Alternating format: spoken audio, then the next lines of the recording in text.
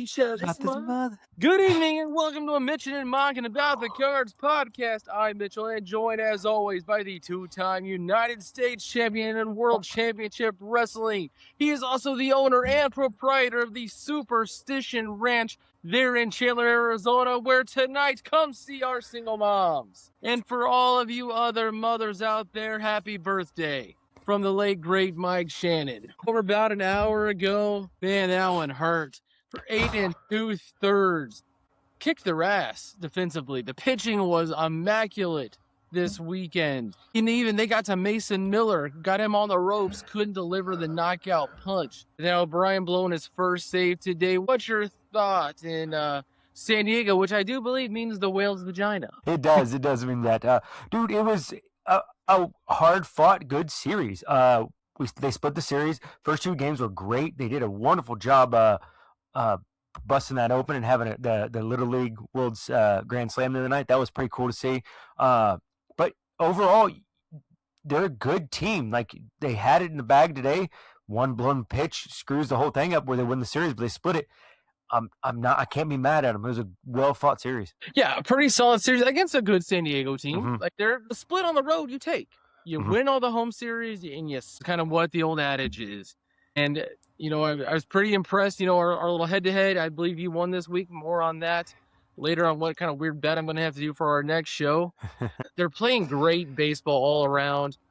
Really should have took 3 or 4. And I didn't know this, and they mentioned it a couple times on the different broadcasts. St. Louis has the best road record in baseball. Yeah, I didn't know that either. They said that a couple times, and I was really confused. And I was like, and then I saw their road or their home games. I was like, all right, I guess that does kind of make sense of what's been going on. But it was startling to hear that and think that they're playing better away from Busch. But Busch has changed a lot. It's a pitcher's park now. It's not a hitter's. So I can kind of get it. Yeah, I kind of agree with you. It is definitely that kind of park now. But when you look at, you know, what they were capable of doing against a good San Diego team, the bats just enough for the most part. San Diego pitches well. They don't hit for crap.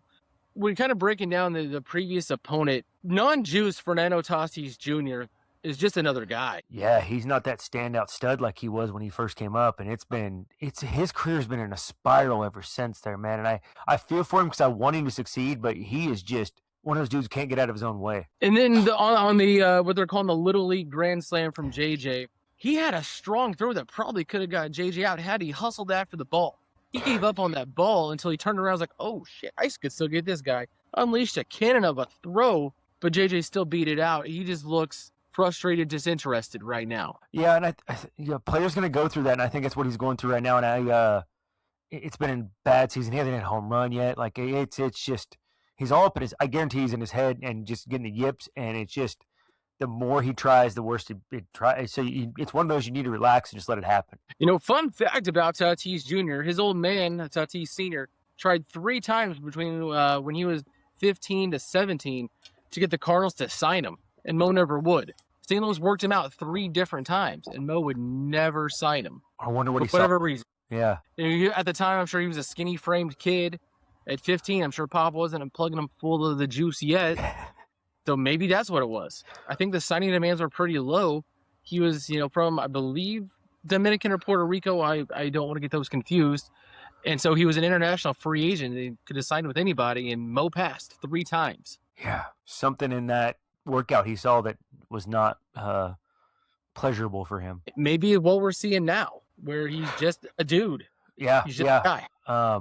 And if he doesn't have, it's always came natural. It almost feels like that one of those guys like JD Drew. It's got all the friggin' talent in the world, and they just had it, and then yeah, you know what? I don't really need to put forth the effort in. JD Drew pisses me off so much. To this day, worked a card show yesterday, brother.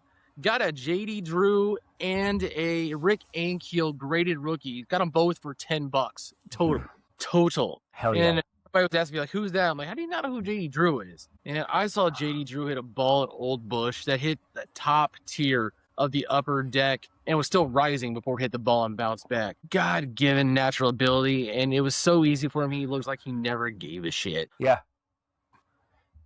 Just like sweet swing. I love a good left-handed swing, and switch hitter. I mean, it was impressive to watch, man. I thought he was going to be the it guy. When he came out of college from Florida State, his projections were Mickey Mantle. that was his comparison. Yes, it was. And I think, his biggest contribution to Cardinal baseball was being the key piece in the Atlanta deal that brought in Jason Marquis, Ray King, and then some Wainwright named guy who was a throw-in time. So that's JD Drew's biggest contribution to Cardinal baseball. I think JD got out of baseball early too, like around 35, made his money, and was like, I'm just gonna go back to Georgia and hunting and fishing. Yeah, his brother actually ended up being a little bit better, a better career than he had too, Steven. Little more longevity. Yeah. I think. Friday night, Michael McGreevy, 6 innings of one-hit ball. Kind of like to break that down if we could. McGreevy, young guy, not even 26 yet, I don't think. Throws about 92. And something you brought up in our text conversation, the breaking stuff. Real. Yeah. It just got the movement on it. And it's so just darts it in there. It's just impressive to watch. Like the ball had such movement. It was filthy the other night. Yeah. One of the things with technology that we've been able to do now is get that umpire cam, the catcher cam, and you see the break so much better than what we used to. And that's one of the things about when Dobbins pitched, how nasty his sweeper was. But kind of just focus on McGreevy, his control and command of the strike zone at such a young age. His projections are high 3, low 2. Do you think he can break through that ceiling? I think he can be a high 2. I think he could be because I always thought Wayno was a 2. I think he could be your Adam Wainwright if you get a Chris Carpenter up in front of me, because you need a true ace has to have the gas to me and not the breaking stuff. But I guess if you really get down to who did you think was the ace of the Braves back in the day? Was it? It was Maddox. Okay, so then I guess a guy with nasty stuff can be your ace. You never see it very much. I mean, that's an interesting point when you look at those big three between Maddox, Smoltz, and Glavine. Who was the ace? I mean, Maddox got the hardware to say he was the ace. Smoltz had the better stuff, and Glavine was just filthy from the left side. But I mean, who got the ball in the most important games though? It was Maddox. It was Maddox, yeah. That's to me like how you define your ace. Like who's getting the ball in a game 7. So that's kind of the way to look at it, and at least in my opinion. Yeah, I mean, it's a solid. You want your best to go against your best in the biggest situation. So I completely agree with you. Like it's how sports. That's how you want sports to play out too. You want a game 7 game on the line, series on the line, tight on the line. You want your stud out there. I mean, to this day, I would still take Chris Carpenter in a game 7 over Adam Wainwright every time. Honestly, Tyrell, I would take Jeff Suppan over Adam Wainwright in a game 7. Soup was a dog in those big moments, man. Dude, and you know what? That's another dude who actually had some break on his stuff, like, and had good command of the strike zone. And as an older guy, like, that Dave Duncan resurrection project worked, and he could dot and hit his points every time he needed to, and it was great to watch. Like, that's how I see pitching. You move the eye line and bring it down, not gas all the time, I guess. So I guess I just took myself back there, didn't I? If Michael McGreevy could be Jeff Suppan, 15 years of that, would you be satisfied, or do you need him to be a Wainwright Carpenter? No. There's a thing for steadiness and right there, and rolling withdrawal and doing fifth. No, absolutely not. There's never. That's a great baseball career if you can go like that for that longevity. You're going to make money. You're going to pitch well. You're going to be a key component of some winning baseball teams. So you'd be satisfied with, let's call it 12 years, 15 wins, and 180 innings for an entire career out of him for a high draft pick would be satisfactory. Yeah, because you got your money's worth. I mean, nobody gets 15, 20 wins anymore. Like, it's unheard. It's not that thing anymore. So, yeah, absolutely. Speaking of pitching prospects, Liam Doyle moved back up to the Cardinals' #1 prospect. 8 Ks his last start in Springfield. He's figuring it out. I mean, he's been messing with his second pitches. The pitching psycho, the pitching ninja is starting to come back. And he's got FU mindset. If you've ever watched him throw, even in college, like, that's the guy who might be your future ace with that mindset. You're going to have to find a guy to rein him in, a veteran, to like, hey, just pull it back just a little bit until he becomes a staff. And, I mean, it's a frat brother on the bump, but you'll take that. We talked last time about you like color, you like the pizzazz, but maybe they need a little of that. I don't know how well that's going to play in St. Louis. You know, Jack Flaherty had a minor opinion and got ran out of town. So I don't know how Liam Doyle's going to play in St. Louis in about 2 years. He's a country boy. It's going to be fun. He went to Tennessee. Like, everybody's gonna love him. He's gonna be a backwoods. He's gonna have I haven't even heard the dude talk, but he's gonna have like a southern drawl. He's gonna be magnetic. They're gonna love him, especially if he's like and just does what his antics all the time. They loved the Mad Hungarian. They love Al Hrabosky. So I mean, I see him. I think the problem with Jack was Sunshine was from California. Yeah. And you be you, man. You have your views, your opinions, but they don't play in the Midwest. They don't. Yeah, they're very stuck in their ways, people. Yeah, that's the best way to put it. Let's go to number 3, our weekly segment of Free Jimmy Crooks. Jimmy, as we got off the show last time, he had homered during our show, so we missed one, so we owe Jimmy Crooks a home run. Also hitting .264 now. If you watch any of the games, Padres is getting the shit beat out of him behind the plate now, like taking balls left and right. The average down to .212. Tyrell's Padres is going to be above the Mendoza line when we do the show next Sunday. Yeah, he will. He's going to stick around. It's going to be 202. He's going to be down to 202. I think so. I've never seen that much. There's so many foul balls off the catcher this year. And maybe just because I'm watching more baseball, but it is happening so much on the umpires too. I don't remember seeing something like this in my 34, 5, 6 years of watching baseball. Oh my God, I just almost realized how old I'm going to be. No, I'd agree with you. And it seems like Paz is he's getting abused. The fingers, the knees, the neck. Like, I don't know how much longer, and we never wish injury about anybody, no matter how much we love Jimmy Crooks. I don't know how much longer he's just going to be able to hold up back there, taking the ass whipping he has. Especially in the 17-game stretch that they're on right now. Like, it's going to be a pain in his ass for a little bit. And like that's maybe towards the end of this, you start to give him maybe you do send somebody down to give Pages and bring Jimmy Crooks up, give him a break. They're using Herrera for McGreevy as the personal caddy. Normally, Herrera catches Palante too, didn't in the last start because of the day game off. I like Herrera kind of being the personal catcher for McGreevy, but catchers are going to take that much abuse. A bat of Herrera plays too well to stay behind the plate. Absolutely, and that's something they got to kind of figure out. And but I also like her, but you haven't seen anybody run on him too much lately, or at all. I haven't seen too many stolen bases against him, and I know Paul still doesn't have an arm down there, so it's you're gonna have to do something but that's why they're carrying 3 catches. What do we even talk about? They could just give Pozo a break to bring him in. I saw a statistic. Herrera hasn't thrown anybody out since 2023. Oh, what? Oh my! And he hasn't played a ton behind the plate, but he hasn't thrown anybody out since September of 23. Yeah, bro, you're a DH or you're a left fielder. You're not a catcher. No, but he calls a really good game behind the plate. He doesn't. He doesn't want to give it to the catchers because that's what he wants to be. Because he wanted to be just like Yachty. That's who he grew up idolizing. So I mean, he wants that responsibility. I feel, and that it's not working out for him. I mean, I wanted to marry Britney Spears and be a no-limit soldier. It didn't work out for me, but here we are. I mean, just because you want something, man, doesn't mean it's going to happen for you. Go your lane. Learn left field. Go hit 300 every year with 25 home runs and be happy with that. It's going to make you a lot of money. It'll make you a ton of money doing that. You'll never not have a job in Major League Baseball if you can hit 300 with 25 home runs for the rest of your career. On our last show, Tyrell, we kind of complained about the 4 networks needed to watch Major League Baseball this weekend. I would like to shout out the Apple broadcast. I didn't pay for it. I snaked off my in-laws' Apple TV account. The thing I liked, and it synced perfectly, you could take the radio broadcast instead of listening to the Apple announcers. But I got to listen to Claiborne. John Rooney was on assignment, as they call it. I listened to Claiborne and Horton call the game. Now, the images didn't match up when they would cut away to show a statistic or something, but the game synced perfectly. Heck yeah. I don't know how you watched the game Friday night, but that was kind of cool being able to listen to the radio broadcast and watch the game. So shout out to Apple TV for that. I actually just listened to the radio broadcast of it. I didn't put it on or anything. It's using my MLB app. That's really awesome. I don't have Apple TV.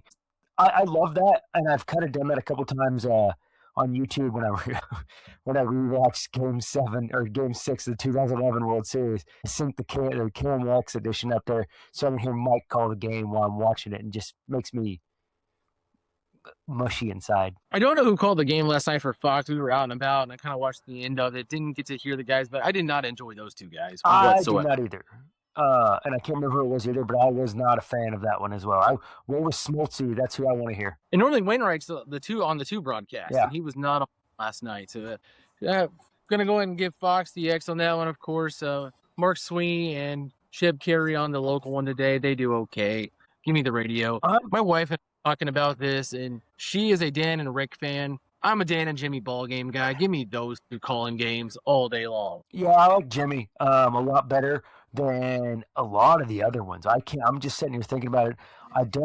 Brad Thompson's not favorable to me. I'm not a fan of him.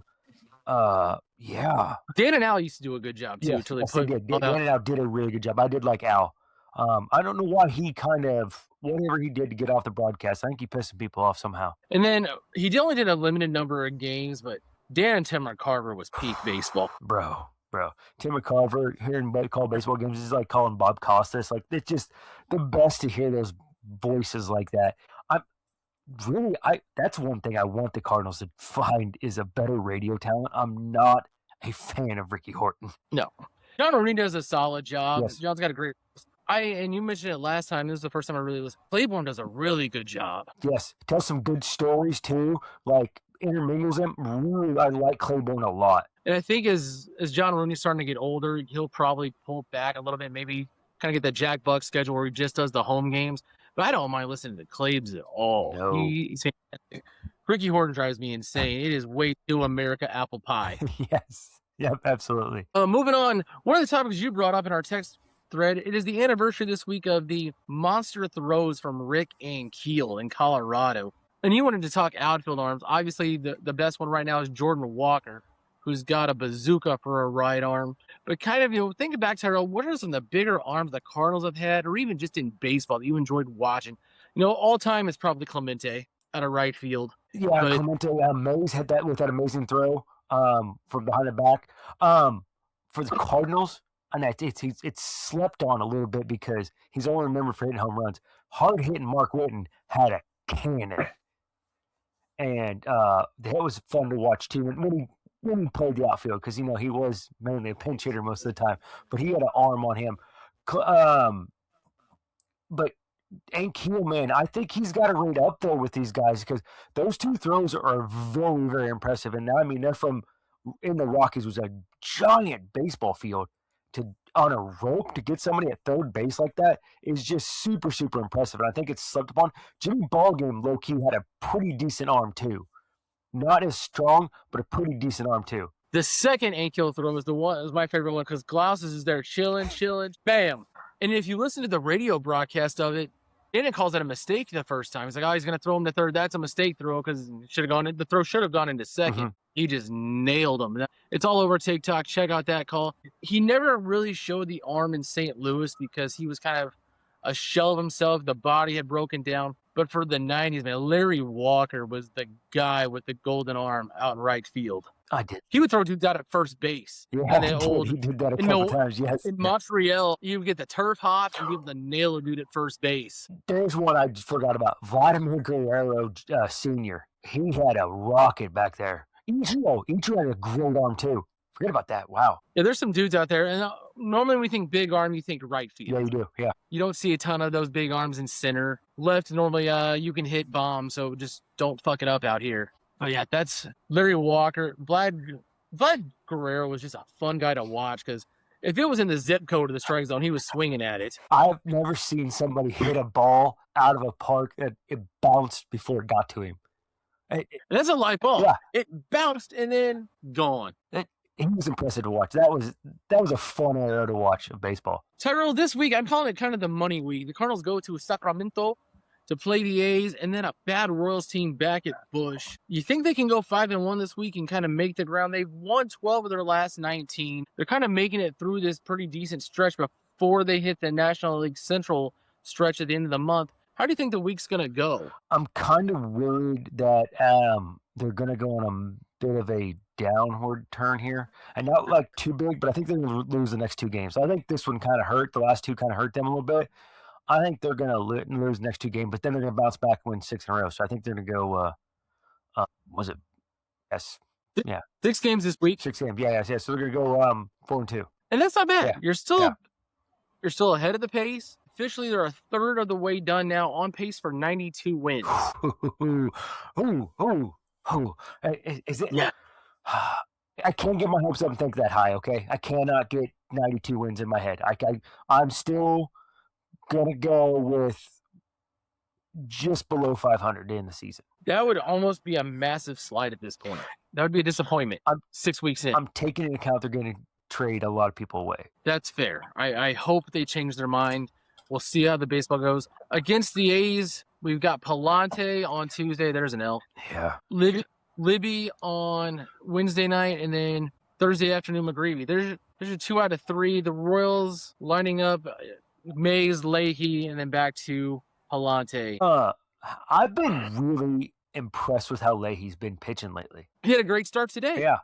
I was kind of down on him at the start of the season and wasn't really impressed, but he's really changed me the last 3 games. He's been pitching really well, so I'm really kind of looking forward to watching him pitch a little bit more. And I'm really, he's hit or miss. He's Jason Marquis to me. Andre Palante, just why? It doesn't make a lot of sense to keep running him out. I mean, you got Hunter Dobbins who's ready to go. Why not? Yeah. Palante could go to the pen and maybe help out. Palante could maybe help out the men's team in St. Louis on Tuesday nights there at the Chesterfield Sports Complex. Something, but just the definition of insanity is to do the same thing over and over, expect a different result. Palante's not it, man. No, he's not. And I think they got to. And that's just it. You got some depth down there. Get a little creative. You're in a long stretch here. It's not going to hurt to put Palante in the bullpen. He can help you shore that up some because we know everybody's still trying to figure out their roles in the bullpen. I think it's and Dobbins, like I said, we said earlier, got movement on the ball. Like, come on, like we need those type of swing and miss guys. Piggyback him.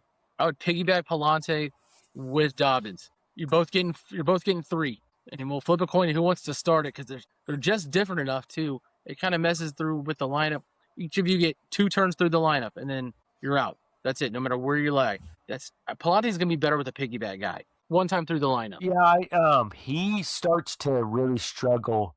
I mean, it's almost like Sonny Gray, like where he starts. If you get him past 6 innings, he starts to struggle. 5 innings, he starts to struggle. You're like, okay, there's always gonna be 1 inning where he has to pull out 35, 40 pitches, gets his count up. So that's a good idea. I like that. Sonny Gray was so soft. It's hot. I threw 60 pitches in St. Louis, and on a Saturday in July, I'm done. Like, come on, bro. You're supposed to be the freaking ace. Yeah. That's what I thought. Somewhere Bob Gibson's like 60 pitches. What, he's getting warmed up? yeah, exactly. In this week's segment, Old Man Yells at Cloud.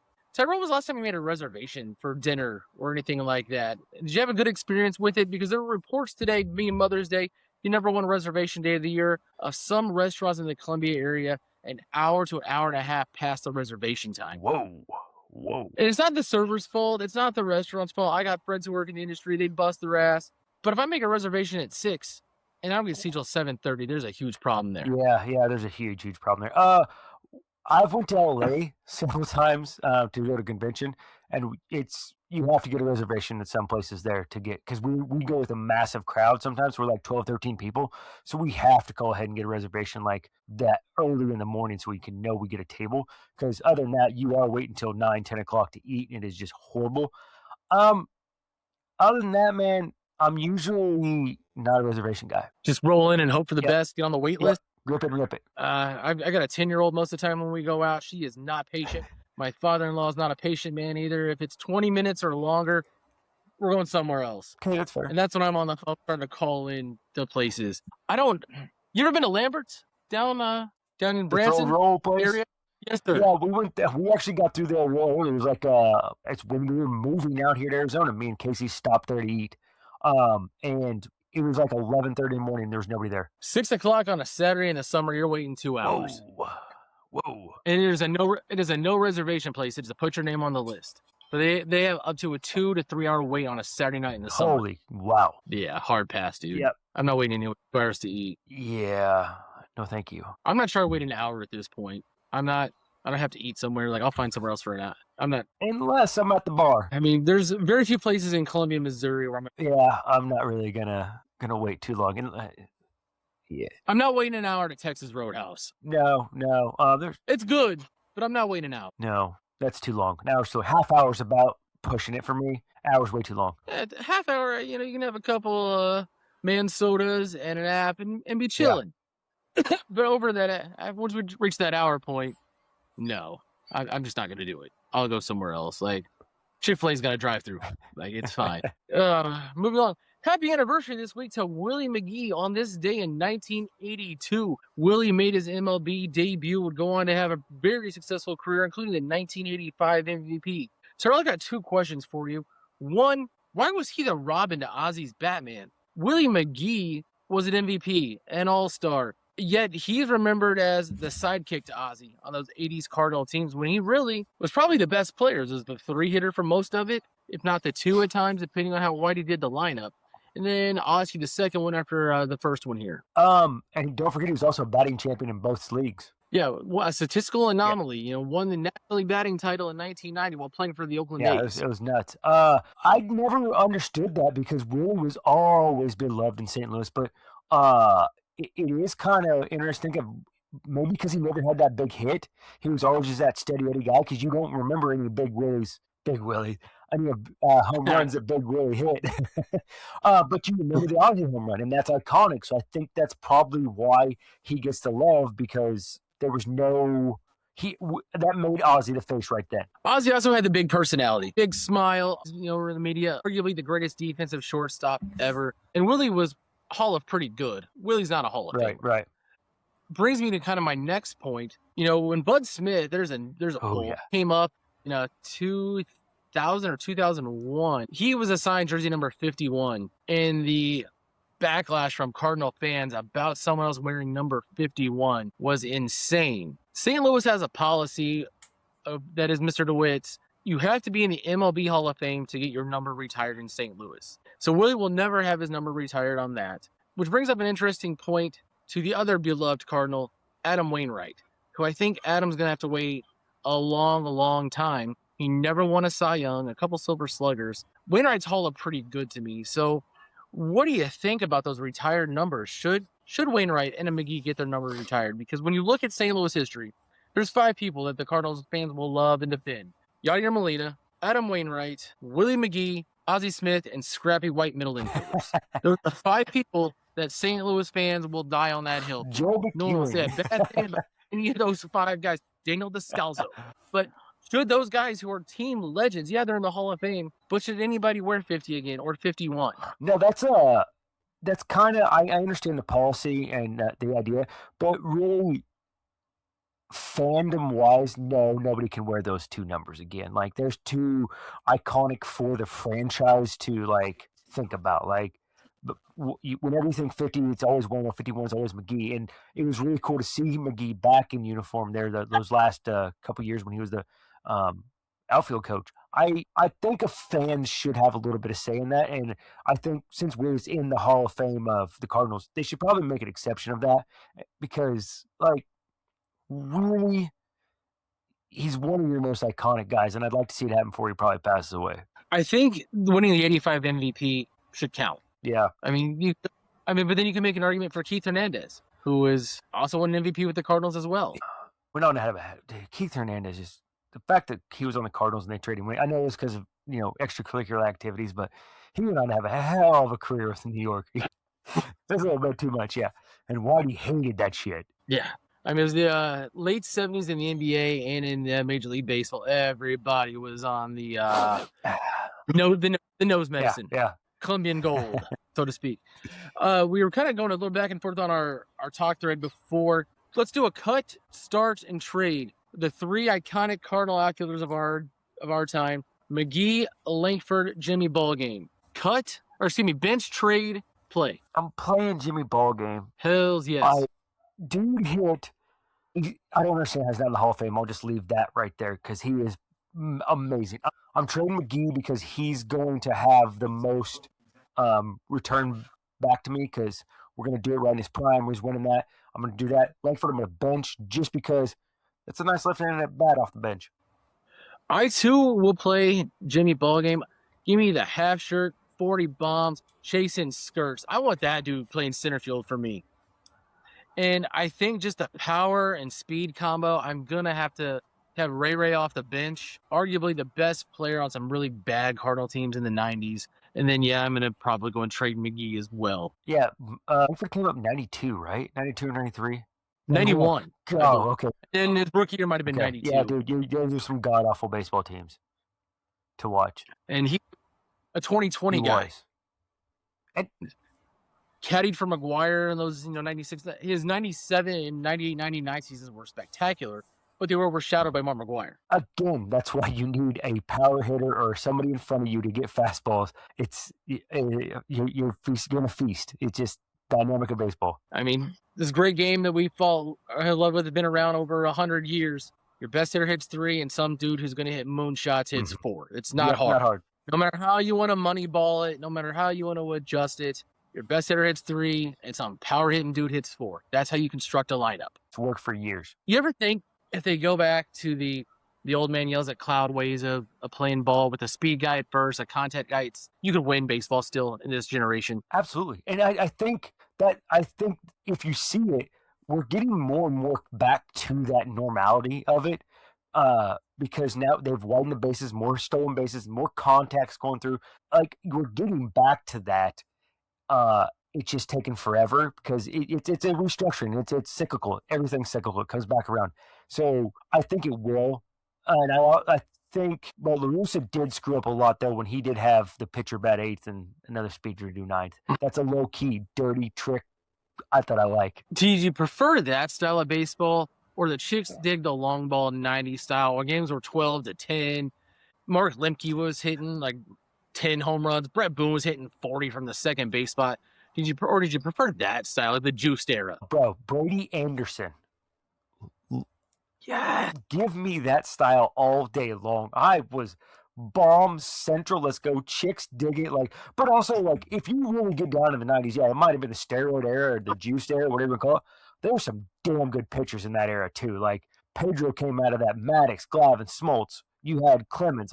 Randy Johnson. I mean, you're standing there in the box with Randy Johnson's 6'10" frame coming at you. You better be on something to hit it. And I mean, you also had a stellar guy in his career in the 90s, Nolan Ryan. So, pitching was still dominant in that era. You just kind of forget it because of the friggin' moonshots that were getting hit. Speaking of the 90s, a see you later to Bobby Cox, man. Last show, it was Ted Turner, now Bobby Cox. It is a bad time to be an Atlanta legend. If I'm Ludacris, I'm looking over my shoulder for the Grim Reaper, man. Cool stats about Bobby Cox. Played or coached or managed in 5% of all MLB games throughout history. That's, wow, okay. Wow. That man did not get injected. Yeah, you know what? But his players loved him because he fought for him like that all the time. So, good on him. I actually went to it was at luncheon, and I think I've said this a couple times. It was Bob Costas hosted, but TLR was there, Bobby Cox, and there was another guy I just can't remember. But Bob Costas is what it was a big deal about. And they had a round table and just talked baseball for an hour. Could you imagine the stories after that when they went back to the hotel bar, the private area, and just had some Budweisers and just talked baseball? I would could have sat and listened for days. Just fly on the wall and just sit there, just hear the stories and the thought process of the way this move went that way. Yeah, it'd be so awesome to sit there and listen to. Listen to Tony La Russa and Bobby Cox talk strategy on baseball. Oh man, and debate the pitch hitter, the things like that. That would have been fucking awesome. And have Bob Costas moderated all. Yes. Finally tonight, Tyrell, it is Mother's Day. Once again, happy birthday to all you moms out there, like Mike Shannon says. What's your favorite song about moms? Stacy's mom. Ooh, good pull. I'm gonna go 2. I got "Dear Mama" by Tupac, and then unfortunately my mom passed away in 2012. It's kind of a running gig with my wife and I that Johnny Paycheck's not the only hell my mom ever raised. All right, I like that. Which if anybody knew the late Debbie Nelson, I was not the only hell she ever raised, but it definitely makes me think of her every time I hear it. Favorite part of that song, she told me not to smoke it, but I did. It took me far away. Yeah, turned out to be the only hell my mom ever raised. Cheers to mothers. To Amanda, to Kelsey, to all your mothers out there, happy Mother's Day from the Mitch'nandMauck'n podcast. We'll be back Thursday to wrap up the Sacramento series. For the Mouth of the West, Tyrell Mock, I am Mitchell Jenkins, and we will see you later. He shows his mother.